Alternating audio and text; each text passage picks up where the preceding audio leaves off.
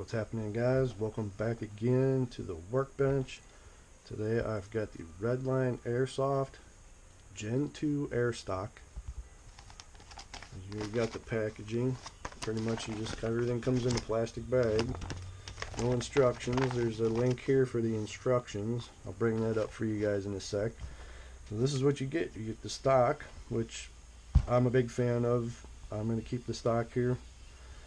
My build anyways. You get the regulator assembly, which first thing I should mention is this is an SLP only, which means 300 psi or lower output on your tank. So you can't just screw your regular tank in there like you can the Polar Star. You have to have an XLP tank, which means 300 psi or lower. If you try that, anything higher than that, you're going to damage this unit. That's what they say in the specs and everything. You also get the 2 screws here for the assembly. This is the tool you want to use to cut the HPA line. For my application, I needed a longer screw. I'll show you that as we get everything together. I'm not going to put the stock on. We're going to set that to the side. I'm not going to need these 2 screws at all. I've got the Polar Star Kythera, my new build. It's all set up here, ready to go. So the first thing, when you think about doing one of these mods like this with this Airstock, there's no going back. You have to cut your gearbox. Basically, you have to do everything to... Basically, everything you do is irreversible. We'll go into the instructions here. So first thing we're going to do is modify the gearbox. We have to cut a hole in the back for that air line to feed through the back.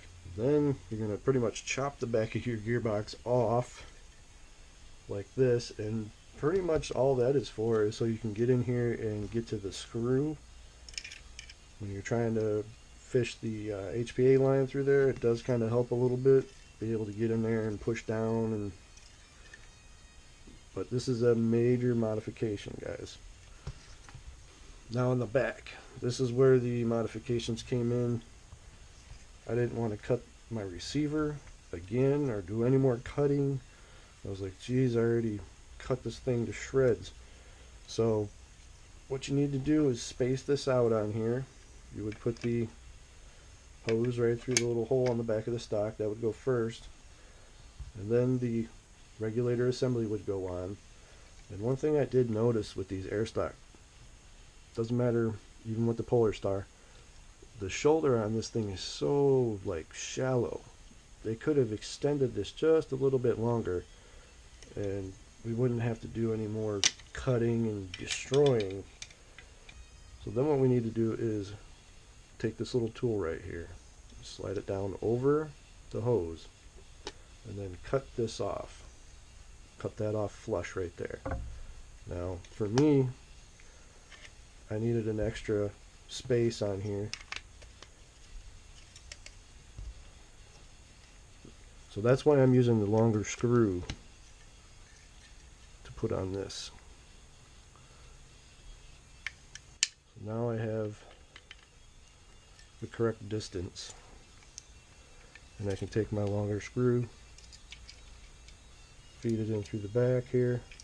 Now this is what holds this connection together, this HPA connection. There's no fitting, there's no barb, nothing. It just... the hose just slides into that hole right there. There is an O-ring inside this hole right here.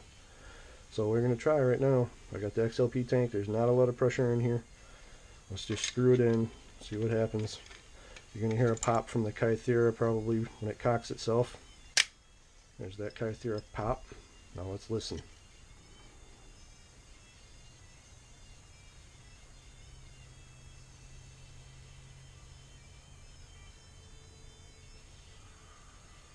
Alright, let me take a couple shots. Safety's on, safety off.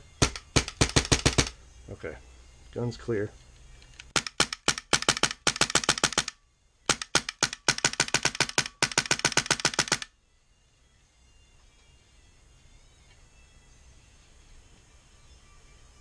I'm going to kill the music real quick. I don't hear a leak, which is good. Alright, it sounds like we're doing pretty good. I don't hear any leaks. It's been a few minutes now. I don't have 3,000 psi in here. That might be a different story. But anyways, with the XLP tank, we are still at 300 psi going into the regulator, which is what we want. Well, that's it, guys. Thanks for watching. This was the Redline Airsoft Airstock 2 install. I was trying to find this video for myself. I couldn't find this video on the internet anywhere. I wanted to see how exactly this thing hooked on here.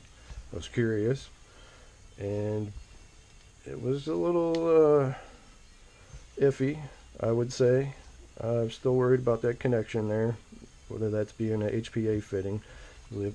What's holding that together is that screw and just pressure on this screw. If the screw loosens up, that's going to loosen up. You know how that goes. No lock nut under here. So anyways, guys, thanks for watching. Hope to see you on the next one. Heavy Metal out.